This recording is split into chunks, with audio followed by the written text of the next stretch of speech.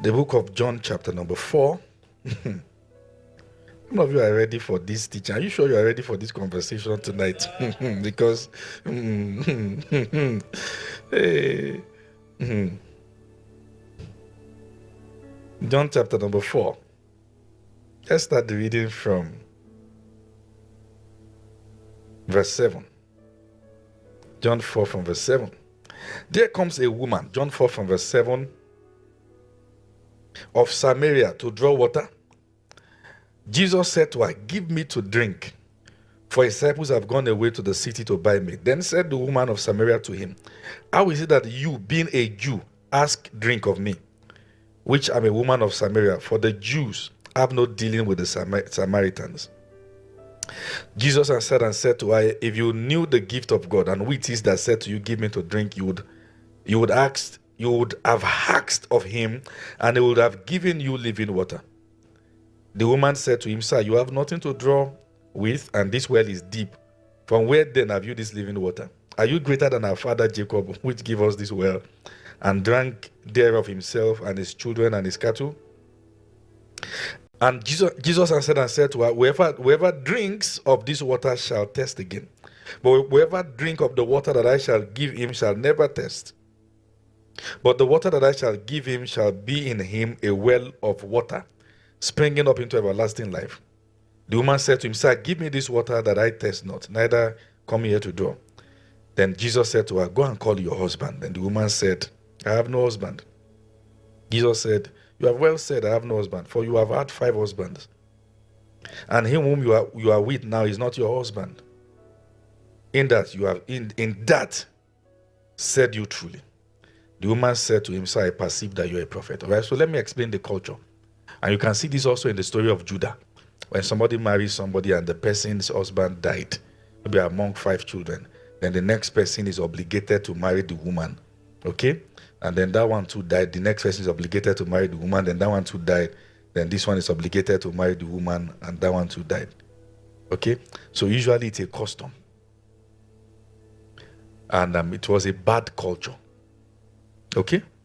Where people, in fact, I think in some places in Nigeria, they do it. Where somebody's wife died or husband died, then this person is obligated, maybe the wife of the elder brother also, to now marry the person. Okay? And these are issues. So I read that story to show you something. It's a responsibility not to take. Particularly for those who are coming from family that you have lost your dad. Never replace him.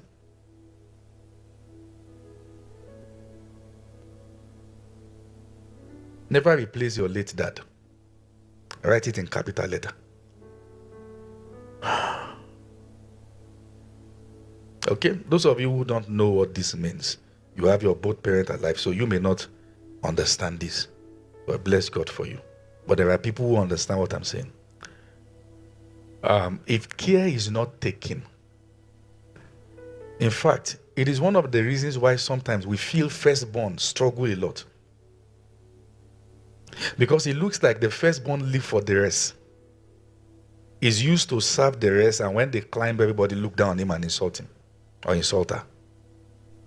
And there seems to be a pressure on the first male that if your dad is no more, then you are now. It sounds mature, and it sounds like a responsibility, noble one. Get what I'm saying?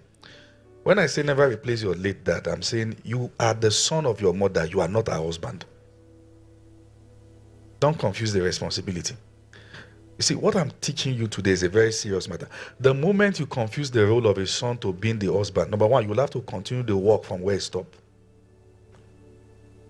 So it means that your life as you were planning will have to stop, because something else has to continue. And that's not God's design. So it's a levy that is placed on people to continue what they didn't start. It's a tax. It's a tax. Let me tell you this. If you are going to do well, are you following what I'm saying? Or should I go to Ibadan and teach my topic? If you are going to do well, there are certain things you will never be guilt-tripped into. High flyers are men who insist on what they do.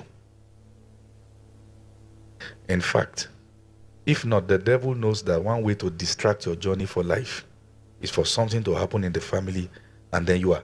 Do you know what happens? Somebody has lost the dad. They say now you are the father of this house. No problem. We are not raising irresponsible people.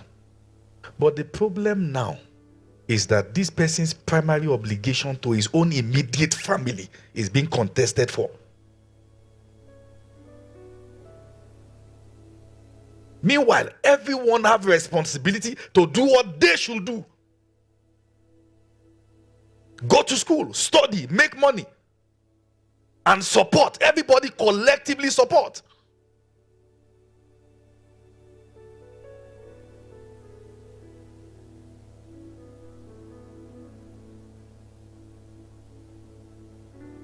You are not your late dad, and you are not obligated to fill his shoes. You have a call upon your life. You have an assignment. Be responsible. Support your family. Don't watch them suffer. Or don't replace who you are not.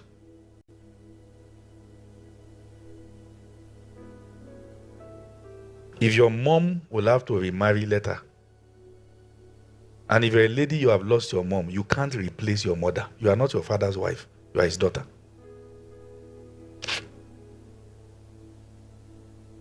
If you will have to remarry, let him.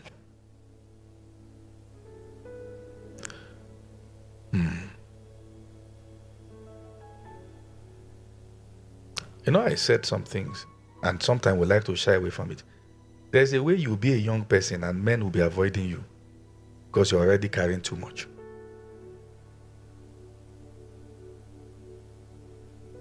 And we are broken men. I'm telling you. And there's a way you'll be a young guy that any woman that will marry your kind will have to fight many battles. Because it's like she's marrying you and the community.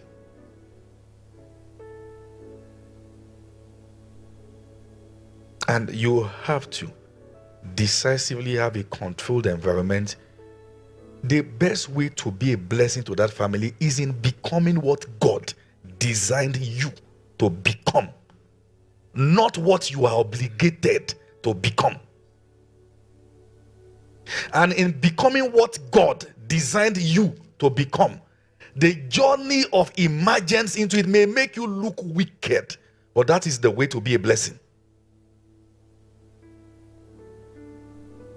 It may be that at certain point I can't afford this because I'm a work in progress. You don't have to inherit your late father's room in the village.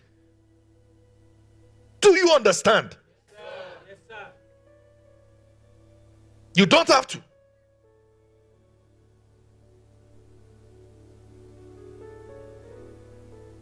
You have an assignment. You have a family. And the earlier you understand that, the better. If not, the pattern of dysfunctionality will continue. It will never end.